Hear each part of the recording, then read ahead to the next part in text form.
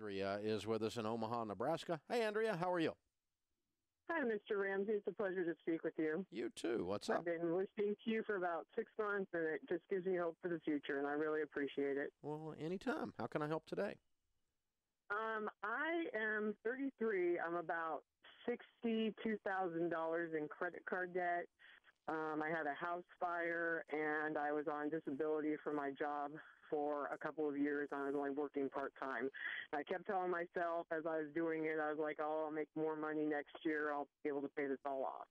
Well, I'm at the situation I'm at now, and for the last year, I've been making enough money between my two jobs to make minimum payments and then pay a little bit. So I actually was higher than this in debt, and I've paid a little bit down. But I've been told that my primary job that pays about $1,000 a week, that I'm probably looking at losing that in 30 days. So there's going to probably be a period of time, maybe 2 to 3 months, where even between working, another 40-hour-a-week job, which I would start, as soon as this one ends, and another one, I'm not going to be making enough money to even make my minimum payments plus pay, for housing and all the other necessary things. Mm-hmm. So I'm just wondering, getting into that situation, which I've never not been able to make my minimum payments before, like what's the best thing to do to, minimize the impact on, my credit, obviously, and, not causing as many more problems than necessary in my finances. Okay. Well, your credit is one of our last concerns. It's a concern, but it's not real high on the priority list. The primary thing on the priority list is you take care of necessities or essentials. And so the first thing you buy with money in these crisis situation is food. Period. The second thing you buy is utilities, lights and water. The third thing you do is you pay your house payment. How much is your house payment? $550 a month. Very manageable. Good. And so, I mean, if you have lights and water, food, and a place to stay, you can live to fight another day.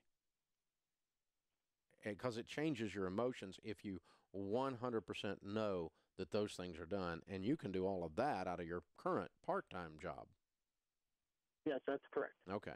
So what I'm doing here is what happens in our mind is they come in and say, oh, layoffs are coming, and all of us have a drama queen that lives inside of us that goes bananas when we hear that. And so it's good to kind of walk back through the logic and go, well, I'm going to be able to eat. I'll be able to keep the lights and water on. I'm going to keep the house payment paid before I do anything else. Now, do you owe anything on your car? No, I own my car outright. Good, good. So we're going to keep gas and insurance on the car. That's the next thing. And we'll buy basic necessity clothing, but nothing else. Now, that's food, shelter, clothing, transportation, and utilities. It's what we call the four walls of your house, which means that you've got the four walls up. You've got a shield up between you and life. Everything else is a monopoly game that you're not winning right now. No, I mean, I've been scrambling just to, make my minimum payments, and it's, just finally coming up to bite me. Yeah. So what I'm saying is, though, that's the monopoly game. The credit score, the payments on credit cards, that kind of stuff. No one's going to come take your house or keep you from eating because of those things. Now, do we want to pay them? Sure. Do we want to pay them as quickly as we can? Sure. Do we want to completely eliminate the debt? Sure. But those are wants, not needs. And so that's our first goal. Now, do you have anything other than credit card debt? No, everything that I owe is on credit cards. Okay.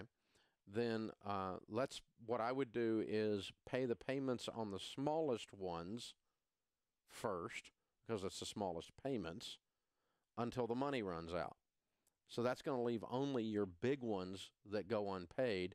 They're fewer in number, which lowers the hassle factor of the number of collectors calling you, and they're fewer in number, which lowers the dings to your credit bureau report. The weird thing is you get the same ding on your credit bureau being late on a $1,000 credit card balance as being late on a $10,000 credit card balance.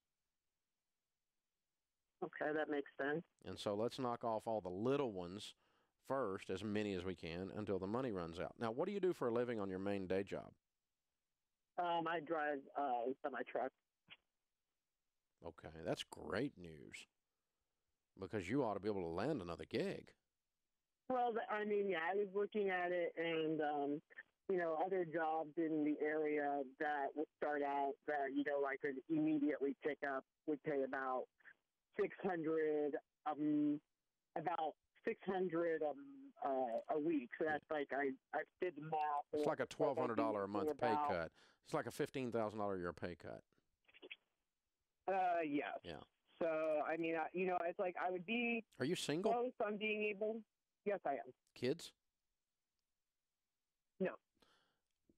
Have you thought about, as a temporary measure, going over the road and getting your income way up? I mean, really, like my part-time job is at UPS, and I've been there for like 12 years, and I'm making really good money there, plus my benefits. What's like really good money? $20 an hour. Okay, you are. That's good. Yeah, and you would lose And that, and so you probably wouldn't break even then. You're right. Okay. I agree with you. And, there's the whole part about being out. I mean, there's something to be said for being able to sleep in your own bed every night. Oh, there's definitely something to be said for that. But I was going to say temporarily, there's something to be said to give up that to be rid of $62,000, because there's something to be said for that too. But I don't think you make money by going on the road. I think you're right with your UPS fabulous second job. You don't gain anything. I'm wrong. You're right. I agree. I've been looking, back and forth and adding up all the hours I'd be working, and pretty much like, if I just started out the 6 times, I mean, it would probably only be like a 3 to 4 month situation, because I am like doing things to like increase my pay I can get as a truck driver. Like I'm applying to get my hazardous materials endorsement, which increases like how much you can make per hour by definitely. $3 or $4. Definitely. So I mean, I think it's just going to be like a temporary situation, like maybe 3 to 4 months. So your advice then would be to just to let the big ones slide if something has to slide. If you can't cut the budget down far enough to make something work. But it also sounds to me like you're making probably $70,000 or $80,000 a year, and I'm wondering if you can't cut your overall budget down. You don't have much housing expense. You don't have a car expense. I'm going to really work to cut this budget down to nothing and see if I can't lean into this $62,000 a lot harder. I'd like for that to be completely gone within 2 years. This is the Dave Ramsey Show.